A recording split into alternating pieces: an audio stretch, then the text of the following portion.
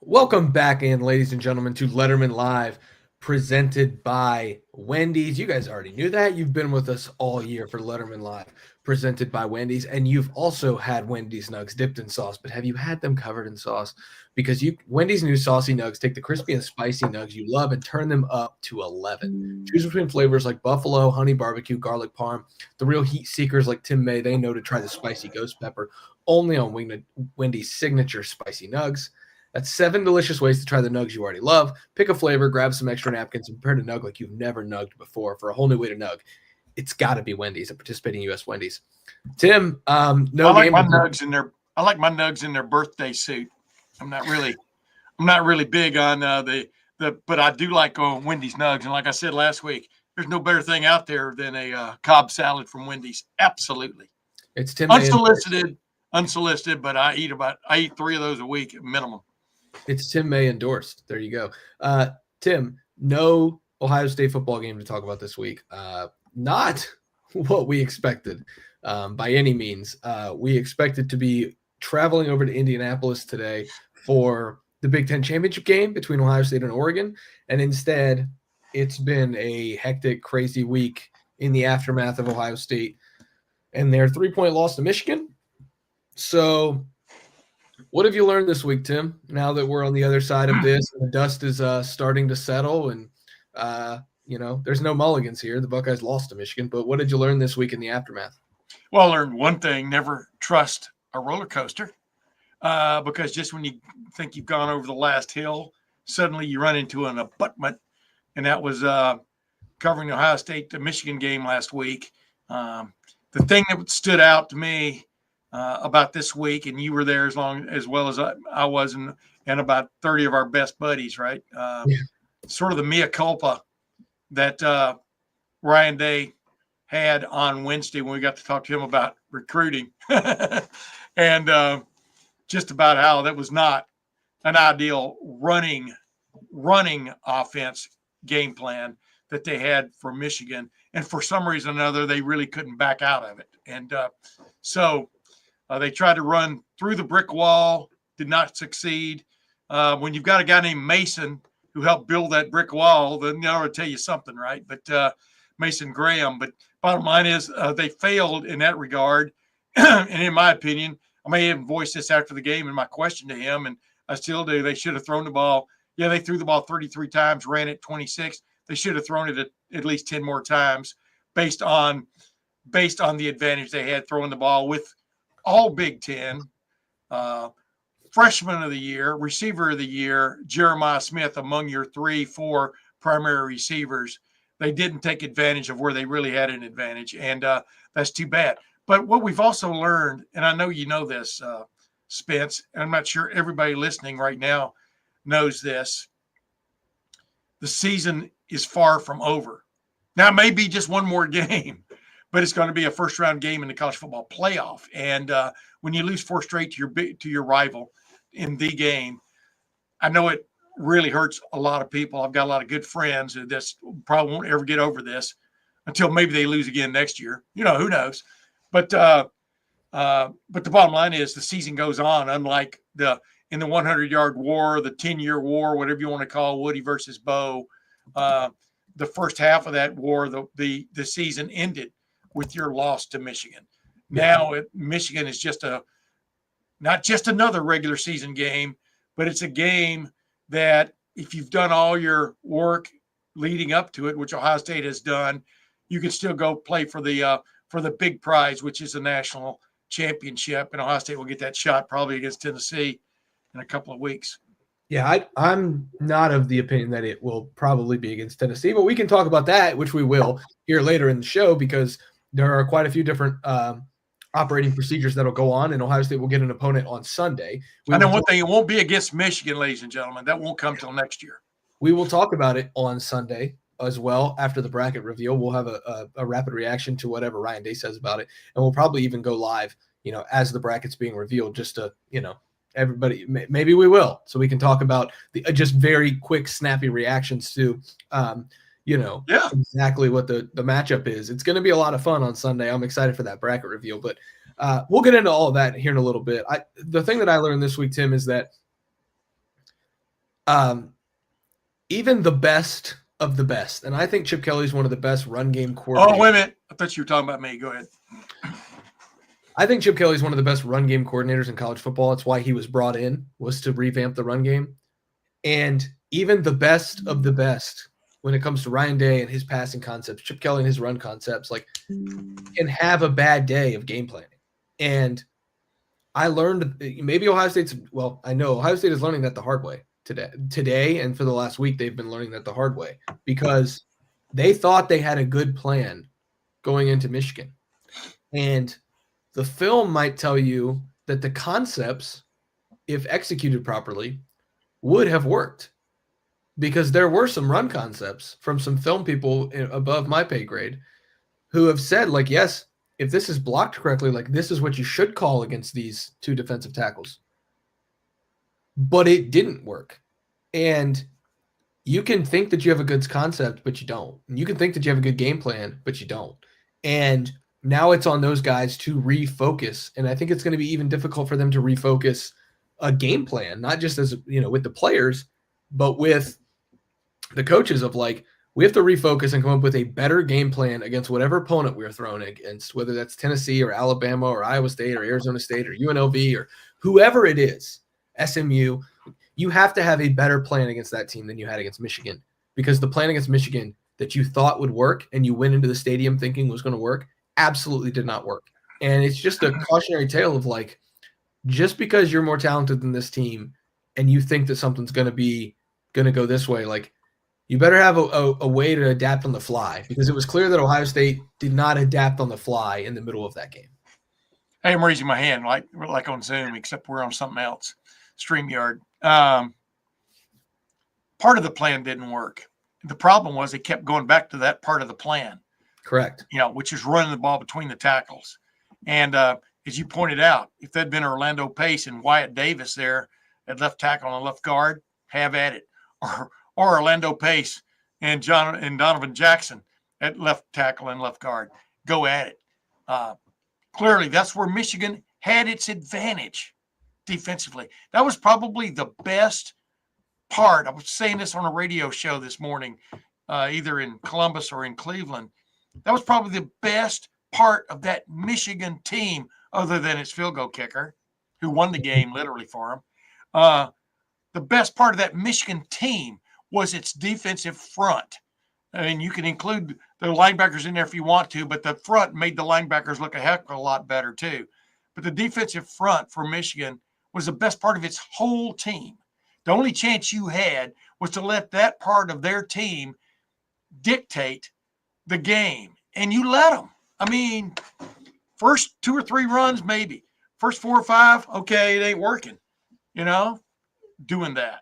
That's my problem with it, when those could have been multiple option passes that you could have run, because that was where Ohio State had its clear advantage, was throwing the ball against Michigan secondary, which did not have Will Johnson. So that will always befuddle me, whose ever plan that was. I'm not sure we'll ever get a clear, who put it down on paper. I mean, Chip Kelly's the offensive coordinator. Ryan Day is the head coach. Ryan Day, I'm sure, was incredibly involved in the game plan in that regard, and on the sideline as the game was going on, perpetuating that plan. Well, we all know when they got into the 2-minute offenses, and this was well after Will Howard had gone off the field and come back on after a supposed head bump, they never looked better than on that 2-minute offense just before halftime. And who caught the touchdown pass? Jeremiah Smith, Correct. Who got targeted. How many times in the second half? Was it 2 or 3? I can't remember. Once. Oh, once, excuse me. So it was more than 2 or 3, or it was less. It was fewer than 2 or 3, which is hard to be unless it's 0. Makes no sense. You can't ever explain that to me. And I go, yeah. No, you're thinking Austin Serveld and Tegra Shabola, bless his heart, the 2 guards. We're going to get things figured out or become a player that they weren't at the beginning of the game. In the midst of the game, you thought that transformation was going to take place. I don't blame them. They got put in nearly no-win situations. And you know what?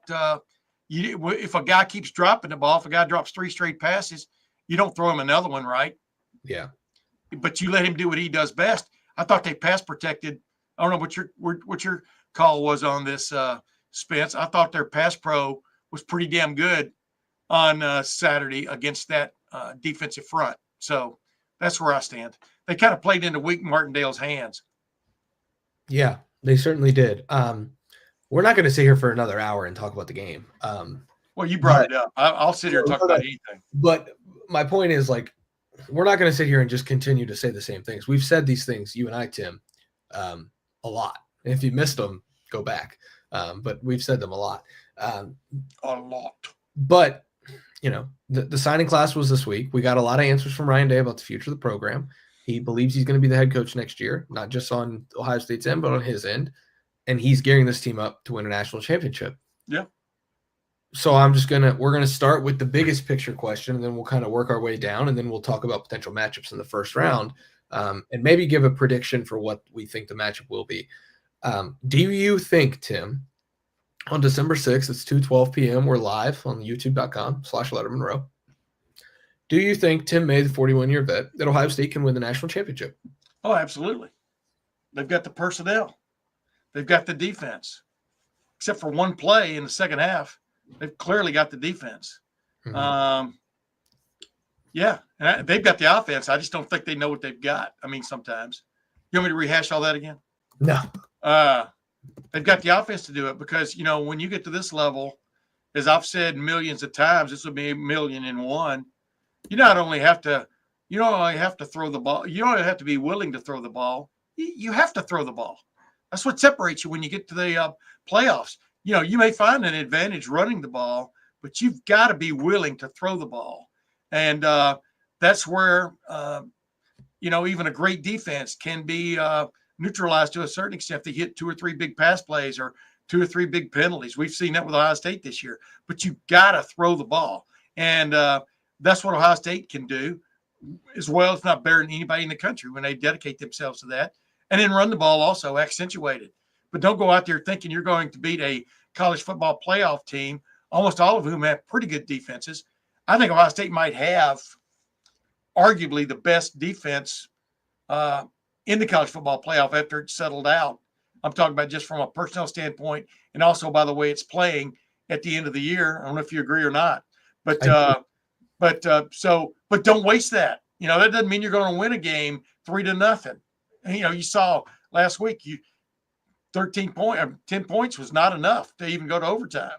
So go out there thinking you've got to score in the late 20s, early 30s and plan for that. And then let your defense make a few plays along the way. So, yes, to answer your question, final answer, yes, Ohio State has a team to win the national championship. I think so, too. And you can call me crazy. That's fine. I've been called worse. You're crazy. Well, thank you, Tim. I've been called much worse by better people. So anybody who wants to call me crazy can. But you're crazy. I've been called worse by worse people too. Not much worse. Here's the thing. Yes, you talk about the personnel. They also have the year to run it, to win it. And that I don't know how else to say that, even though it sounds really weird. It doesn't really make a lot of sense. But like the reason I say they have the year to win it is with the talent they have and the bracket that they have, they can win the national championship. This year in college football, Georgia has 2 losses. One of them is by double digits to an Ole Miss team that's not even going to make the dance. Alabama has 3 losses. One of them is by 21 points when they only scored one field goal to a 6-6 Oklahoma team. One of the teams in the bracket is Penn State, who you beat at Penn State. One of the teams is Boise State, who doesn't have the horses that you have, even though they have one great player. They don't have the starting 22 or maybe the all 85. Even though their nickname is the Broncos. Go ahead. Correct. One of the teams is Oregon, who you lost to by 1 on the road at night because you ran out of time. One of the teams is going to be SMU or Clemson. Those teams shouldn't scare you at all. And then another team is Texas, who I think Texas is really, really good. And I think that's the game that you would really be fearful of. And then another one is Tennessee, who has struggled to score touchdowns unless they're playing Kent State all season. I'm not saying that Ohio State can just cakewalk through the college football playoff. What I'm telling you is every single one of these teams who's going to get in this dance have a severe, severe flaw, other than maybe Oregon. But Ohio State did a lot of things against Oregon, and I think Ohio State would have a good game plan against the Ducks the second time, and I would be more than happy to see that happen like we should have seen it happen. Yes, They lost to Michigan. I understand that. There have to be repercussions for losing to Michigan. I get that. And again, I will tell people, like I've told people the entire week after this game, I understand the rivalry. I'll never accept the accusation that I don't. I grew up 45 minutes from here. I was baptized in the rivalry. But it's a new college. Wait, was the water cold or warm? What do you remember about it? It was really cold on Saturday. It's a new college football, Tim, is what I'm trying to say. And you cannot excuse a loss to Michigan, but you can excuse a bad day. Because every single one of these teams, with the exception of Oregon so far, has had a bad day. And Ohio State is going to have more good days than it has bad days. And in the college football playoff, all you need to do is have 4 good ones, and you need to have maybe like a half of a bad one. And you're probably going to win the national championship. I'm not saying, again, that Ohio State is just going to stroll through this playoff. But if you ask me, can they win the national championship? Yeah. Absolutely. Because Michigan and Nebraska are not the games that we judge this Ohio State team on. And we really don't even judge them on Oregon and Penn State. Take all 4 of those out, the 2 best and the 2 worst. I still like where Ohio State is in the median compared to a lot of the other teams in the playoff in the median. So I'll say yes, they can. Yeah, I'm in full agreement with you.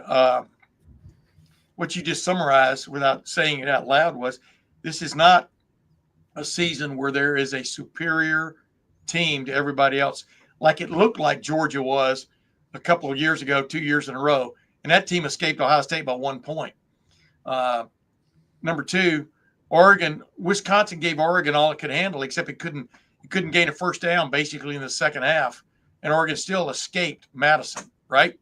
That's why it's going to be interesting. I mean, everything about me says Oregon wins on Saturday night against Penn State, but Penn State has a defense that can keep it in the game.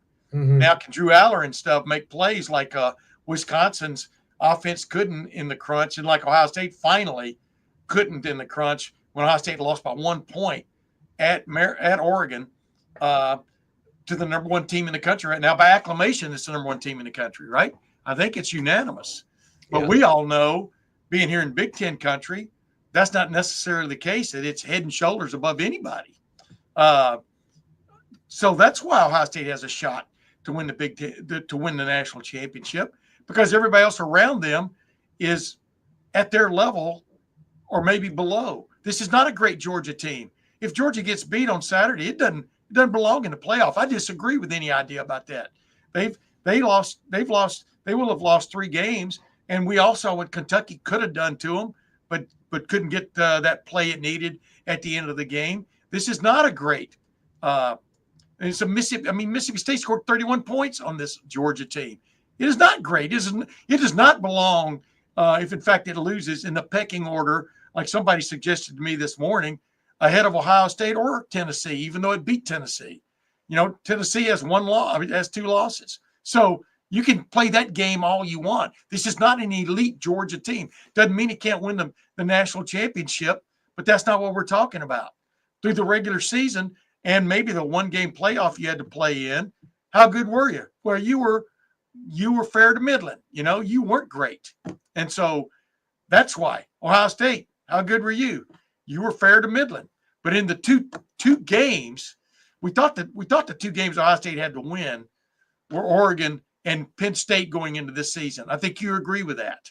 Those were their formidable opponents. As we looked at this in August, comes to find out, Indiana had a say in that as we looked at it in late October.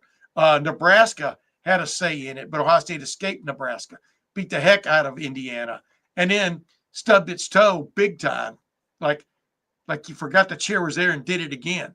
You know, that kind of stubbing your toe big time against their arch rival, which made their arch rival season. So this is a much better Ohio State team than it looks on paper, but not if it's stubborn again like it was. But yes, to answer your question again, Ohio State can win the national championship. No question about it. Well, here's the deal. Didn't say will, can. exactly. That's the key to this conversation. Can, because that's the question that was being asked is can they, not will they. We can ask will they at the end of this show, or actually we'll save that. On Sunday when we get the bracket, we're going to predict yes or no, plain and simple, will they. And right now the conversation is can they, but they can certainly. If this was a 2019 or a 2020 season, Tim, I would say no, they can't, because they have a severe flaw in the offensive line. And in 2019, there were 3 teams that were all good enough to win the national championship in any year in the history of college football, all jumbled into one season. And that was LSU, Clemson, and Ohio State. The advanced numbers tell you that those are 3 of the greatest college football teams to ever play the game. Yeah, I agree. And they were all 3 in the same season. In 2020, Alabama was an immovable object. That team was a juggernaut. If you look at their starting 22, it's basically just whatever you see on NFL Red Zone every Sunday, it's basically just that. Like they were superstars. We're quick. But if Ohio State, if Tommy Togiai hadn't gotten COVID and several other guys, the way you were going to beat Alabama was come right up the gut on them and make that quarterback who couldn't move. And Ohio State did not have that luxury. And then you lose Trey Sermon, second play. They actually lost him first play of the game. He just didn't know it. That was not the greatest. That was a great Ohio State team a week and a half earlier when it decimated Clemson, but was not the same team when they played Alabama. Yeah, so the point here is like those years, I would say no, Ohio State cannot win the national championship because like this Ohio State, because if you put this Ohio State into those brackets, they would end up running up against a team that they just couldn't withstand. I don't see that this year. So that leads to my answer of yes, they can. And again, like I said, we'll make that prediction. We'll answer that after we talk to Will Howard. Now, maybe we could talk to Will Howard Sunday. Who knows? Well, it just depends on the seeding, Tim. Yeah. And it just depends on the draw. Because if you have to go through Georgia, Texas, Oregon, Notre Dame, then I say probably like, no, I don't think so. Yeah, but almost every team that's going to be in it's going to be pretty damn good, brother. But if you go through UNLV, then like SMU, then Oregon, then Texas, I would say yeah, because that's just fewer of those top level teams that you have to play. So we'll see what the bracket. We're not going to talk about that, but the bracket. Okay, I think those teams, real quick, we'll talk about it later, but those teams are more dangerous in the first round than I think they are the second round, because depth is what's going to hold sway as this thing goes on. You can count on that. Yeah. Well, and that's another thing I like about this Ohio State team. Even with a couple guys going to the portal, I think this is probably the deepest talent pool in the country, the one that resides in Columbus. So it's just some things to chew on there as we talk about whether they can win the national championship. And again, Sunday we'll find out if they will, because, well, we won't find out, but we'll predict if they will. We both will? Yeah, we both will. Okay. This weekend, Tim, provides some really good matchups, and I think we're going to learn a little bit about some of these playoff contenders starting tonight with UNLV Boise. The winner of that game will be in the college football playoff. The loser, to be honest, will just be out. That is a college football playoff play-in game. Tomorrow at noon, there's another college football playoff play-in game, Iowa State, Arizona State in Jerry World. The loser will go to the Who Cares Bowl, and the winner will go to the college football playoff. That, I believe, well, and then the ACC game on Saturday night, tomorrow night, Clemson SMU, I think is a college football playoff play-in game, and I think the winner will be in and the loser will be out, because I think SMU will drop below Alabama if they lose, but they will get a bye if they win. What a joke. What a joke. I know. We're not going to discuss that because this is an or an SMU. Well, you brought it up. Why'd you bring it up and throw that bait right in front of me and then make me go for it? Well, because I'm going to keep this show on the rails, Tim. So, we're not – but the thing is, I think, just from a personal standpoint, that if SMU loses, they'll fall below Alabama. And if Clemson wins, they'll be one of those conference auto bid. So, I think that is a play-in game too. There's some really intriguing games, not to mention the games between the teams who are assuredly in the playoff, Georgia versus Texas and Penn State versus Iowa, Penn State versus Oregon. I wouldn't pay anything to watch Penn State, Iowa. Which one of those games between all of those is lighting your fire, Tim? Which game are you intrigued by the most? Wait a minute, did you throw Texas and Yeah, Texas and Georgia in there? I Texas, did. Georgia by far, because if Georgia gets beat, where does it fall to? Yeah, In my opinion, it should fall below uh, Ohio State and Tennessee. I know they beat Tennessee, but you know what? Big whoopee. well, I let think me it. I let me think it interrupt. falls below. It should fall below because it got beat by Alabama, which is a 3-loss team. I mean, right on down the line and give you all the reasons. I know, but I just think that's what can stir the pot on Sunday morning with the committee. Where do you put Georgia now that it's lost 3 times, but you still think it belongs in the tournament? Yeah, well, that's the thing that's intriguing to me, which is where I was going to go. The Texas Georgia game and the Oregon Penn State game are so intriguing to me because if Georgia takes a third loss, even though it will have played an additional game, if Georgia takes a third loss, they would have 3 losses, Alabama would have 3 losses, and Alabama would have the head-to-head. If Penn State takes a second loss, even though they've played an additional game, Penn State will have 2 losses and Ohio State will have 2 losses, and Ohio State will have the head-to-head. Right. So if Georgia loses, does Georgia fall below Alabama and become that 12 seed? If they're both in it, Georgia should be below Alabama. If Penn State loses, do they fall below the Ohio State line? Absolutely, they should, because those will be the 2 toughest games that Penn State played all year. Yeah, and they will have lost, and they don't have a resume that really stands up. So I'm very curious as to how Ward Manuel and this committee do this whole shuffle if or when Georgia and Penn State lose, because those teams would then have the same amount of losses as teams who will also be in the playoff who will have beat them. So it's super intriguing to me. It's a good case study. It might set the tone for the way that we expect the 12-team playoff to shake out in years to come. And I think the most exciting thing about this, Tim, and I didn't cover the sport this in 2014. I can't imagine what that was like with the whole TCU, Baylor, Ohio State shuffle there. It's crazy. But we don't have a baseline for what the committee does with the 12-team playoff, which is why there are so many questions, why there's so much speculation, why there's so much excitement. But in that same vein, we have no clue what they're going to do. So I just think that that's something to monitor here is like, I want Penn State to lose. And it's not that I'm rooting for Oregon, but I'd like to see Penn State lose just to see what the committee has to do with them.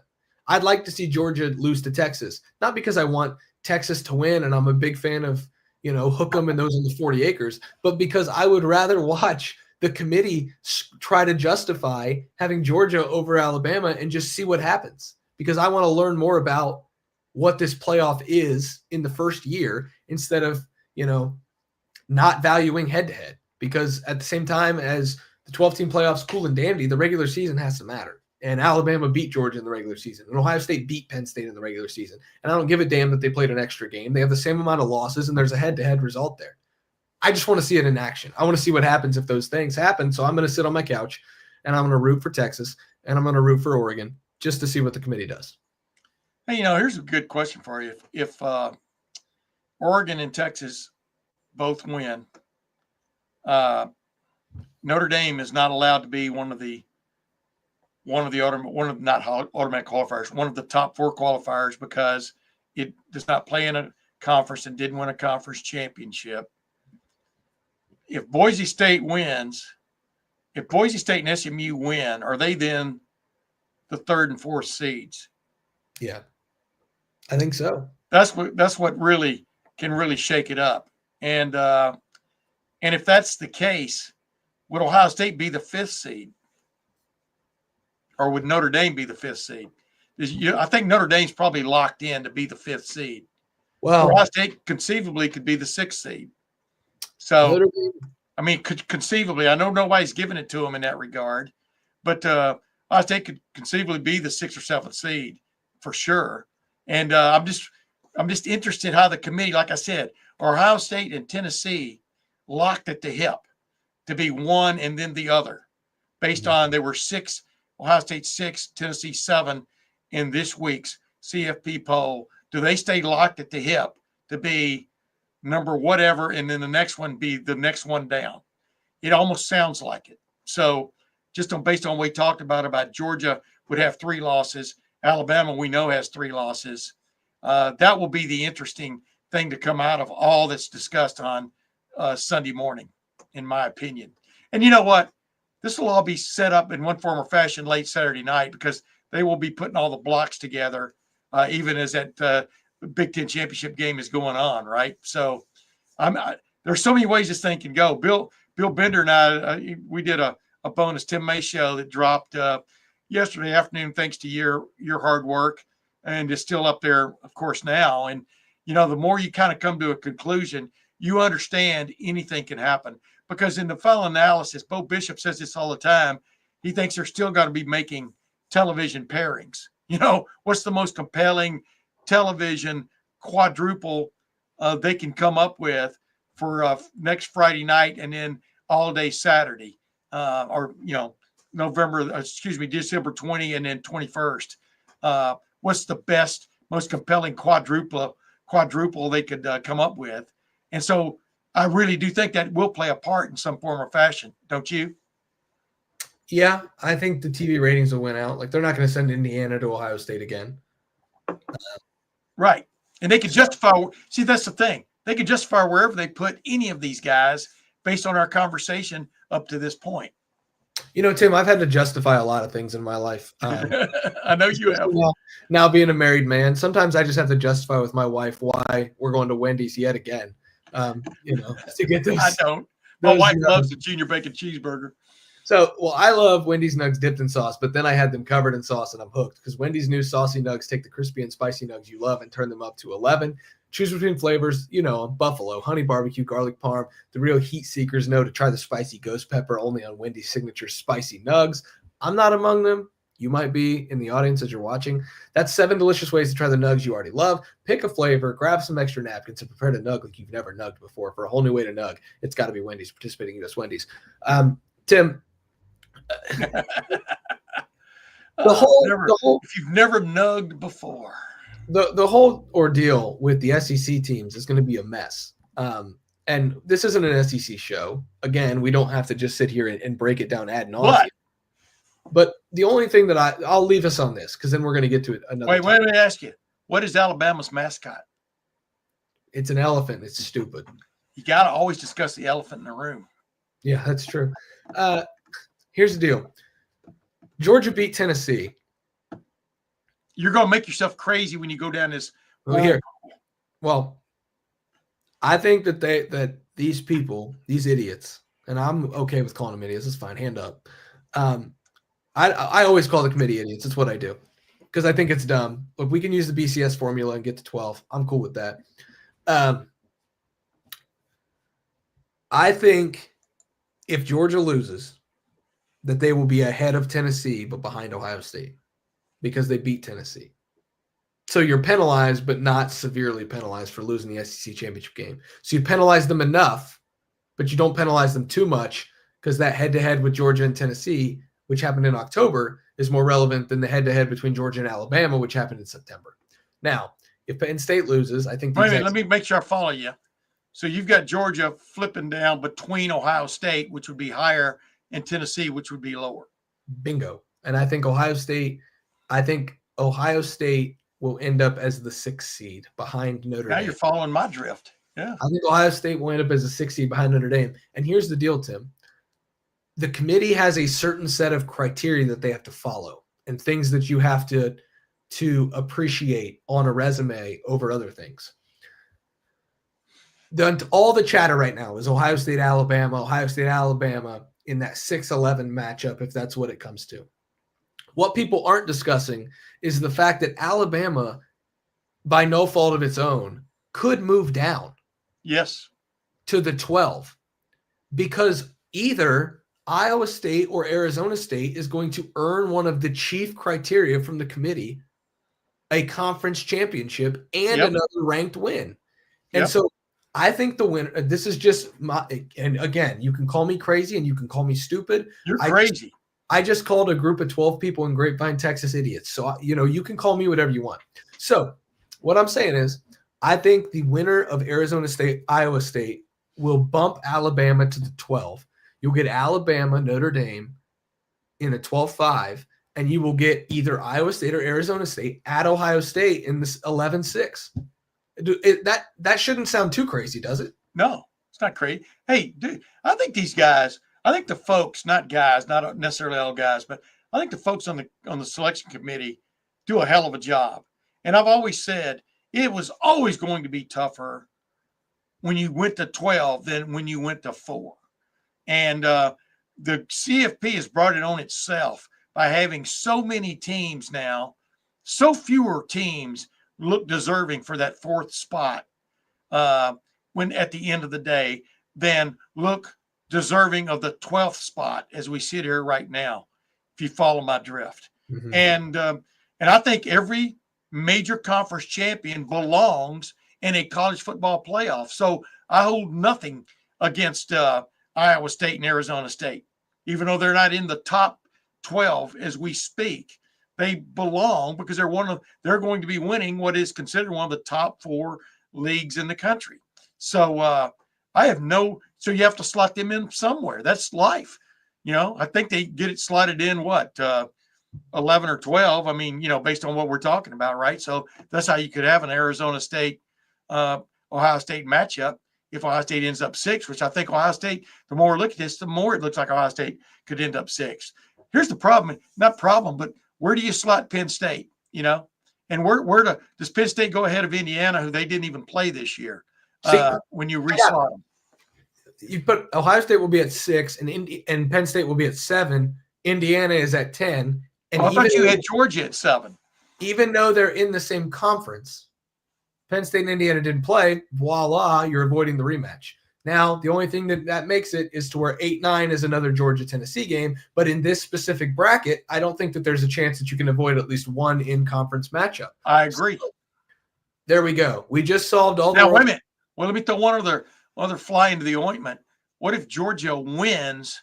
What do you do with Texas? I don't know. 2-loss Texas. I don't know. And you know what? Okay, Mr. Committee, you're supposed to be smarter than the committee. The problem, Tim, I sat here and did all of those things. Computations? No, I did all of those different things, and I think Georgia's going to beat Texas. It's going to blow the whole damn thing up. So, of course it is. Yeah. So,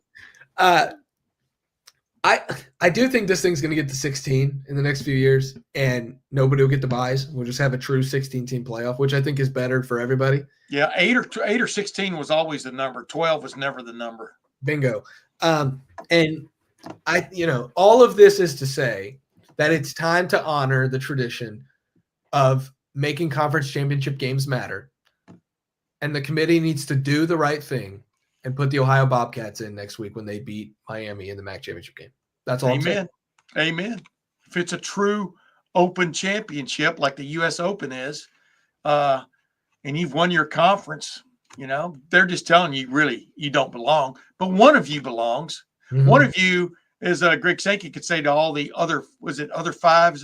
What do they call it now? The group of 5. One of you is not like the others. That's what they're saying this year. Yeah, I mean, it is a fun year for a chaotic year. Like if we had this bracket thing in 2007, the whole world would have exploded. Yeah. Because we would have had no clue, we'd have 5 lost teams playing in the BCS 12-team tournament. Yeah. Which would have been fun. That was the wackiest year ever, as everybody knows, when Ohio State, lo and behold, Ohio State and LSU ended up in the BCS championship game. It was crazy. Even though 3 of the best teams in the country were West Virginia, Missouri, Oregon, and then 4. You got to finish. Kansas. You got to finish. Yeah, I know. But like the 4 best teams were like the 4 weirdest teams ever. It was Oregon. It was West Virginia. It was TCU. No, not TCU. Arkansas. Was it Arkansas? No. Yeah, Arkansas was damn good that year. Yeah. I think Leach had it rolling at Texas Tech that year. It was awesome. South Florida was number 2 in the country at one point. Boston College was good. Anyway, this year is a little bit like that, except it's still pretty top heavy with the Blue Bloods, which is fun. It's going to make for a really fun tournament. And the fact that the only really blue blood that you're missing out of this thing this year is, to be honest, is Michigan and then Florida State. Those are like the only 2 like blue blood programs that you're going to be missing out of this thing.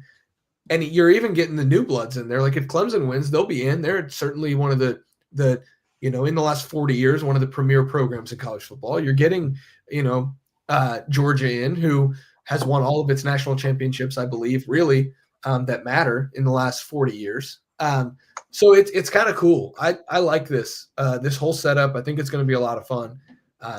And also, if we still had 2, we wouldn't be really talking about a lot of this. If we still had 4, the state would be getting ready to play in the Who Cares Bowl, to be honest, because it would have been such a terrible consolation. Because I'll tell you this, buddy. Let me tell you, I've told Urban this a million times. In 2004, that was 2004, his second year at Utah, that team should have played for the national championship. Didn't get the chance, and they decimated Pitt in, I think, the Fiesta Bowl. But that was a team that even in a 14 playoff would have gotten in, probably, Utah, with Alex Smith and all those guys. That might have been the best team in Utah history. They didn't get a chance to play for it. If you're the best team in Utah history now, or Arizona State history, or Iowa State history, you have a chance now to win your way in to play for a national championship. That's the beauty. That is the beauty of this new format. So I applaud that aspect of it. Yeah, it's going to make for a lot of great TV. It's going to make for a lot of great content. It's going to make for a lot of interesting conversations around the future of coaches, because everybody right now wants Ryan Day fired. But if they go on a run, then you're not going to want him fired. And by December 21st, I think you'll all be cheering when the Buckeyes run another tunnel. So it's kind of crazy. It's just an interesting time right now.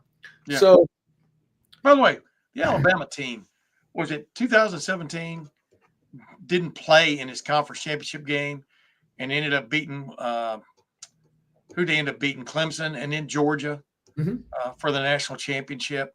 That's why I'm talking about Ohio State. Ohio State is that potential a kind of team, because Alabama, I think, got beat by almost 2 touchdowns by Auburn in their last regular season game, but because of the way things fell, they end up playing for the they end up getting into the CFP and ended up winning it.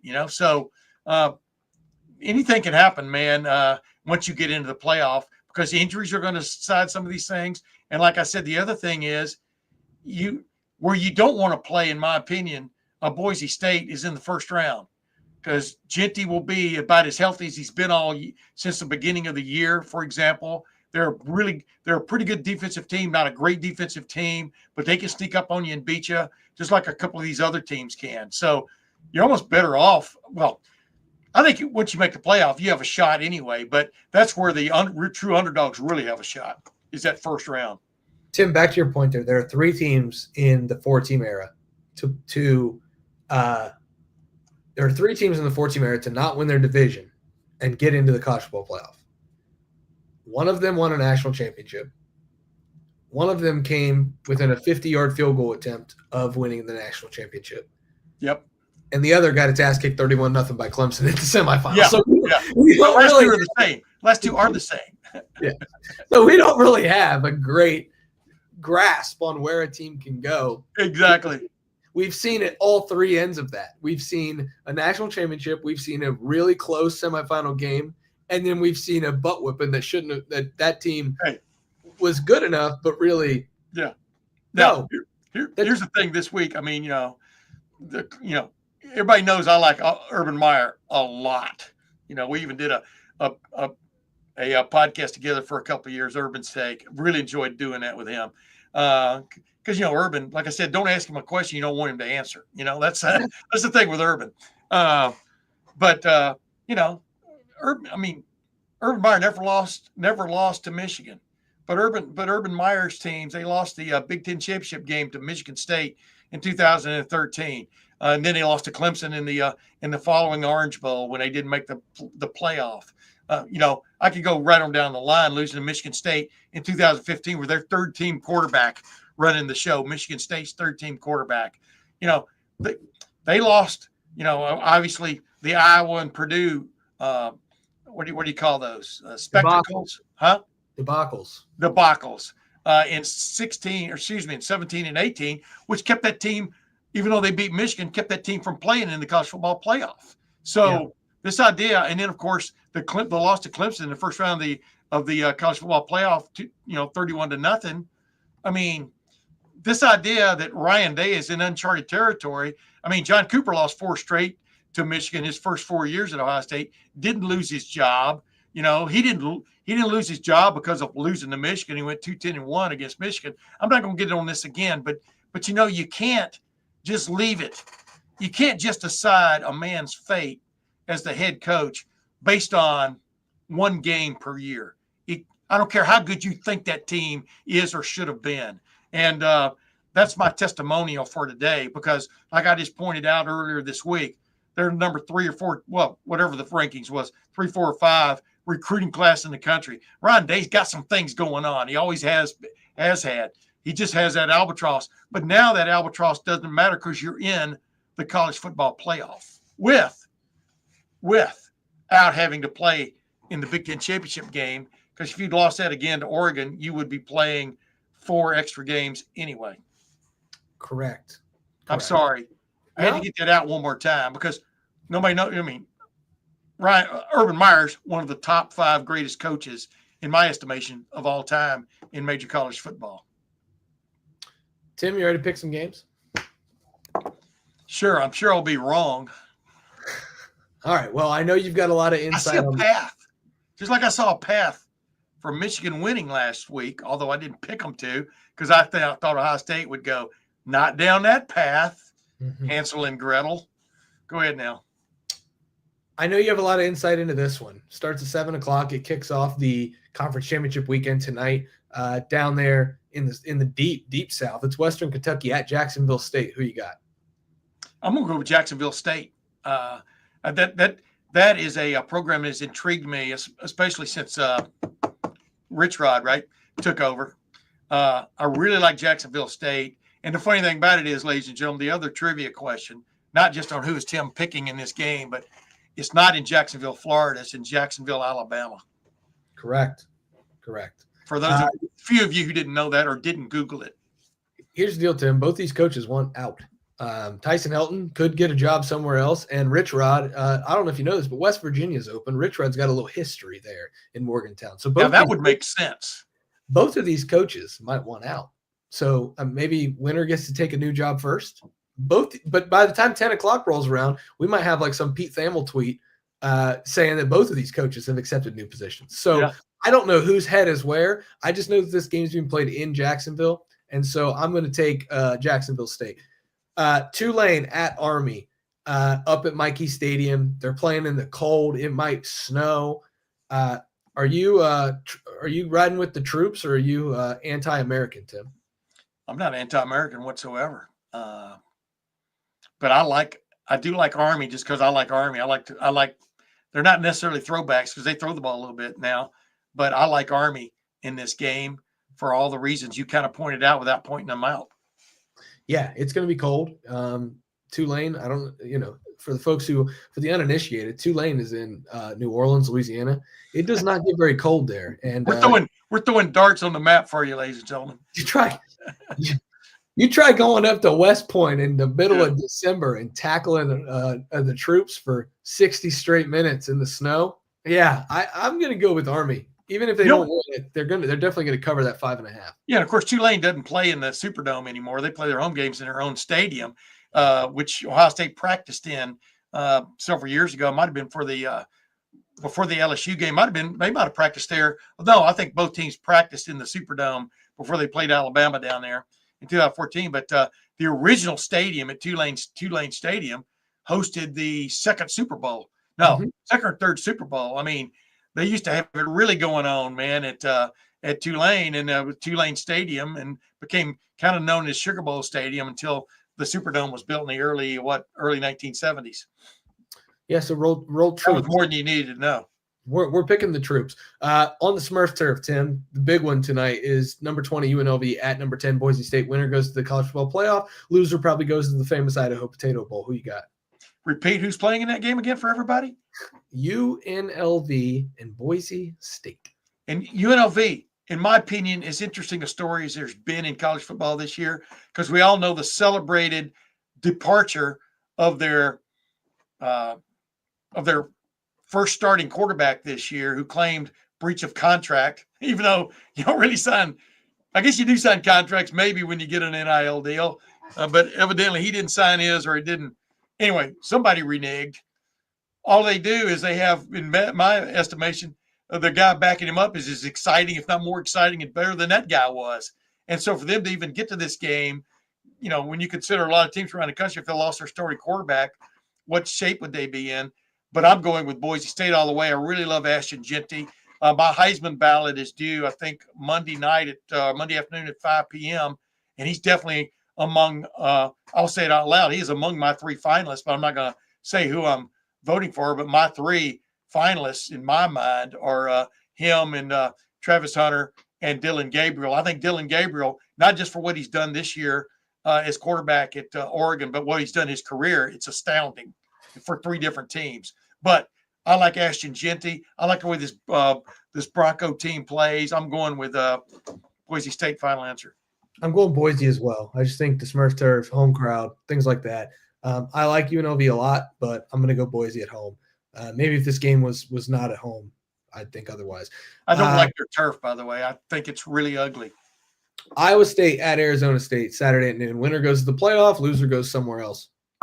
Just this year, every time I've gone wholesale into Iowa State, because John Haycock's one of my favorite people of all time. He's the defensive coordinator at Iowa State, brother of Jim Haycock.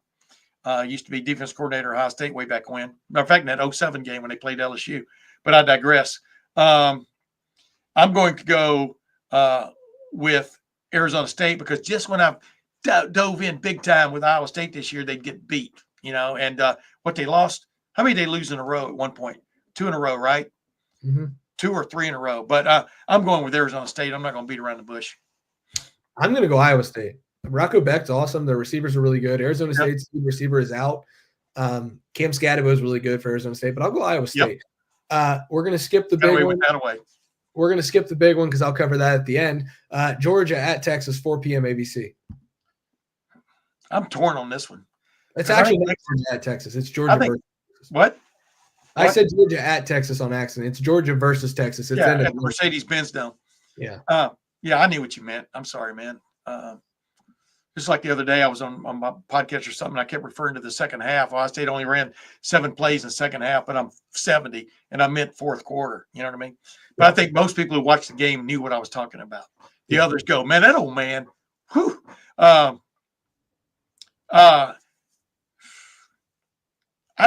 I think both of these, no matter who wins or loses this game, it kind of messes, like as we described earlier, with the final college football playoff rankings, which is, I think both of these either results.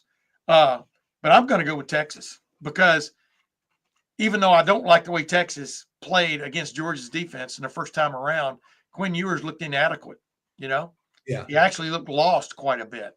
And there's just something in my gut that tells me I don't want Georgia to win. I don't care what the reasons are. I'm going to go with Texas to figure out a way. Texas, final answer. Yeah, I want to take Texas, but I can't get that game in Austin out of my head. It's hard, man. I know. So I'm going to go. But everybody thinks Texas is the number 2 team in the country right now. Yeah. Oh, well, I don't. I'm going to take Georgia to win that game. And that kind of throws a wrench into everything we've been talking about. But that's where I'm at. Marshall, Louisiana. We don't need to spend much time on this. I'm going to take Louisiana. I'll take Marshall just for the fun of it. I like Marshall anyway. Yeah, I think Charles Huff's. Some of my best friends went to Marshall. Charles Huff's going to have a new job by the end of that night. That's funny. Charles Huff is my banker. Oh wow! Well, there you go. Fifth third. So go figure. Clemson at SMU. Number 17, Clemson at SMU. SMU is still with a chance to get in the playoff. It'll be a debate if they lose this game. Clemson is either you win this game and go to the playoff, or you lose and go to like the Russell Athletic Bowl. We're right up the street to Charlotte or something. Yeah, which isn't even a thing anymore. Who do you got, Tim? Clemson or SMU? I'm going with SMU, because I I think in the final analysis, SMU has too much offense. The thing that bothers me about Clemson is their defense. More than anything else, I think Cade Klubnik has stepped up as the year went on. But I like SMU in this game, always have, because for one reason, it's a pie in the face to Florida State. Yeah, that's true. I'm not going to be in a league that's got SMU in it. Well, you know what? See ya. We'll just win the damn thing, and you'll go 1-11. Yeah, we'll raise $150 million amongst us, and see ya. Another one that I just think is going to throw an entire wrench into this. I think Clemson's going to win this game, and I think it's going to turn this whole thing on top of its head, because then you're going to have to debate SMU and Alabama, and you want to see some ugly debates. Talk about old Texas money debating against Greg Sankey on social media about who gets in this last playoff spot. I think it would be kind of fun to watch unfold. So I'm just going to take Clemson for the fun of it. Here's a trivia question. Whose band was known as 96 Guys and a Gal? Oh, I don't know. Way back when. Oh, SMU. Go ahead now. Oh, They had 96 guys in the band, and then a drum major twirler leading them. Interesting. Yeah, it was interesting. I did not know that. Penn State, Oregon. Penn State, Oregon. See, the path is there for Penn State to win this. Penn State has a very good defense, a defense better than Wisconsin's. Do you agree with me on that? Yeah. Okay, we saw what happened in Wisconsin and Oregon. Penn State has a defense should keep it in the game. The question is, do they have enough at quarterback in Drew Aller? I don't think they do. I've never been sold on him to lead them to the promised land. The path is there, but I think Oregon will jump it in some kind of crazy way. I like Oregon. They may win big time, but I like Oregon no matter what. Final answer. Yeah, I think the Ducks are going to win. I just think they're going to have too much. Penn State's receivers are not good enough, and I think that's going to be the difference here. Is Oregon has the weapons in a controlled environment in a dome. Penn State does not. So I got news for people, though. Penn State was at Ohio State's 1 yard line with a chance to tie the game and didn't get it done in the late fourth quarter. I mean, this Penn State team, but then you can say the same thing about them, a couple weeks ago against Minnesota. I mean, they escaped Minnesota. So who knows how good Penn State is. It's going to be in the playoff. But I'm with you. I just think Oregon has too much finally. But they beat Ohio State 32-31. So they're no team this year is a juggernaut, I guess, is, how many G's are in juggernaut? You don't need to worry this year. And then the big one, Tim. Tomorrow, Saturday afternoon, high noon, at the Mecca known as Ford Field in Detroit, Michigan. Ohio has not won the MAC since 1968. Cleve Bryant, baby. That was a year before my father was born and my mother was born. Is a year. Your mom and dad could almost be my kids. That really scares me. Go ahead now. So it was a year that was fraught with political tension. Sound familiar? It was a year that had I lived through it. What are you talking about? Hotly contested election. It was a year that had a lot of different parallels to what we are doing right now in 2020. That was the year that I realized that our presence in Vietnam was a joke when we lost so many men in the battle for Khe Sanh, and then several months later abandoned Khe Sanh. I just went, I'm 14 and I'm going, this ain't right. Go ahead now. Well, now that it's become completely political, I'm just going to make it as subjective as possible. I got a degree hanging up there. It says Ohio University. I noticed not behind you. There's only one real rival that we have. It ain't Marshall. Marshall, I don't care about that bell. It ain't Kent State or Akron. It's freaking Miami. The Harvard on the Hocking is better than the public ivy that Miami tries to hold itself up Aren't to. they on a river over there? Aren't they on the Miami River? What are they on?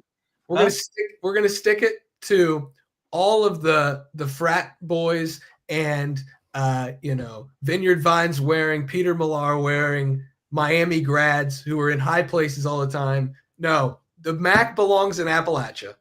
Okay, if I can get a little McAfee or Corso here, it's because I'm very excited. I think Ohio has a legitimate chance to win the MAC for the first time since 1968. Happens to be one of the Ohio State national championship years. So if you want some positive juju heading into the bracket reveal, root for Ohio to beat Miami, and then the parallels will be there with 68 in 2024. Okay, I'm just telling you. Turn your TV on to ESPN at noon and watch the Ohio Bobcats win the MAC for the first time since 1968. I know that you know who I'm picking. I'm picking the Bobcats. Oh, you are? Tim, will you oblige, or are you taking Miami? I'm picking Ohio U because for 2 years I paid tuition for my older son. I have 3 kids. My older son to go to Ohio University, the Harvard on the Hocking. Is that what they call it? The Harvard on the Hocking? Oh yeah. I always wanted to play that golf course right there. That little, but that's another story. But the Harvard on the Hocking, I'm going to go with Ohio U just because, like you said, I don't know how many evenings I spent driving back and forth covering Ohio University, especially in basketball season back in the late 70s, early 80s when I was covering the MAC and other things. And when Danny Nee was there, I enjoyed covering them, even their football team, even though they were never as good as they could have been. And Cleve Bryant is part of college football folklore, right on down until he became a coach there. And then, that's what shows you should never really go back. You just leave the banners hanging the way they were. But yeah, that's all that for me to say. Yeah, I like Ohio U because I like you and I like my older son Kyle. So Ohio University, final answer. You said that you spent a lot of nights driving back and forth from Athens. There was a lot of nights where I wasn't. Dude, this was before the bypasses of Nelsonville and Lancaster too. Well, there was a lot of nights where I wasn't even allowed to drive when I was in Athens. So, I had a great 4 years in Athens. I didn't make it any more than that, like a lot of people do when they go down there. Hey, have you ever taken the back road into Miami where all of a sudden, because I like to take back roads, I always like to have an alternative, and you come around a corner, all of a sudden there's Jaeger Stadium, or whatever they call it now. Have you ever taken that road? I mean, just boom, you come out of the woods or Houston Woods or something, and boom, you could walk right into the stadium there. I've never liked that stadium. I never liked stadiums where the one side is so much bigger than the other. I don't know if it's still like that or not. You know what I mean? I just, and that's always the side that gets displayed during Maction on Tuesday, Wednesday, and Thursday nights or whatever. You should be showing the home side where where all the people are. That's me taking an editorial license to talk about a pet peeve. But yeah, I like Ohio University. I like Peden Stadium right on down the line. I just like the setting down there with the mini Astrodome off to the side. They're going to be going nuts on Court Street after this. The Bobcats are going to win. Ohio State doesn't play, so I get to sit back and watch my Bobcats. Listen, folks, I was an Ohio State fan growing up all through my youth.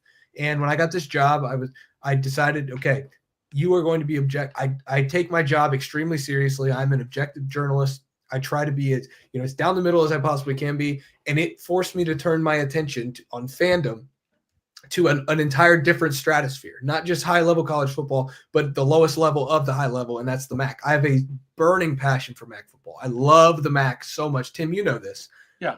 I get excited every year for the MAC championship game. It hurts me that I don't get to go cover the Ohio State in the Big Ten championship game, but the consolation is I'm going to make a huge pot of chili tomorrow. I'm going to sit back, and I'm going to celebrate Ohio winning its first MAC championship since 1968. Oh, Tim Day, the 41. I thought you were going to say you're going to make a huge pot of chili and use that to keep you warm as you camp out in the parking lot at Ford Field waiting for the doors to open tomorrow. I thought that was where this anecdote was going. No. I hear you 100%. I told you my older son, Kyle, graduate of Ohio University, and he got his graduate degree from Ohio State. He got his before that from Columbus State. That's a long story, but my wife worked there, so you had to go there because he almost got to go for free. But was him telling me about, I think it was 2008, whenever it was, Ohio University was playing at Ohio State. I think Jim Grove was the coach at Ohio University. Does that sound about right? And Ohio U either had the lead, I can't remember, or was tied going into the fourth quarter at Ohio State, and they were going crazy. Now, is it Court or Union Street where they go crazy the most? Court Street. They're going crazy in the bars on Court Street, cheering. And then my son said it was almost like everybody calmed down at exactly the same time, because as much as they loved Ohio University, they always rooted for Ohio State. You know what I mean? For the big time. And they realized, wait a minute, we don't really want Ohio University to win this game because that would screw up our postseason. So what an anecdote. So yeah, we all know where everybody's factions are. And by the way, one other thing is I always tell people, when people give me crap sometimes for growing up in Alabama and Texas, take cheap shots at you for still sounding a little Southern and stuff. I go, you can't help where you're from. You can only help where you end up, right? Mm-hmm. And I ended up at covering Ohio State for these many years. You're covering Ohio State with a plum for these many years. And it is many now. What is it, 6 or 7? So good for you. But there's nothing wrong with cheering for the home team, man. Yeah, it's true. That's it. That's the show. We're supposed to go an hour. We go an hour and 5 because Tim and I could talk for days. And By the way, look what color I'm wearing today. Yeah. Green. Yeah. There you go. Go Bobcats. That's Tim May, the 41-year vet. That's me, Spencer Holbrook. We're having a great time talking about the Buckeyes. We do it 365 days a year. You can catch all of that coverage down below if you subscribe to the YouTube channel and then like the video below. We would really appreciate that. Then go over to lettermenrow.com, get all of that coverage. There's a lot happening in the Ohio State world from the recruiting side to the team side. Hoops is in full swing now. Tim and I will be covering that every step of the way. That's just Tim May, the 41-year vet. I'm just Spencer Holbrook. You guys, the audience, make this all happen. We'll see you guys in the Woody Hayes Athletic Center on Sunday as we find out the bracket for Ohio State in the college football playoff, and then we'll see you wherever they send us for that playoff. For now, have a great weekend. We'll see you guys later.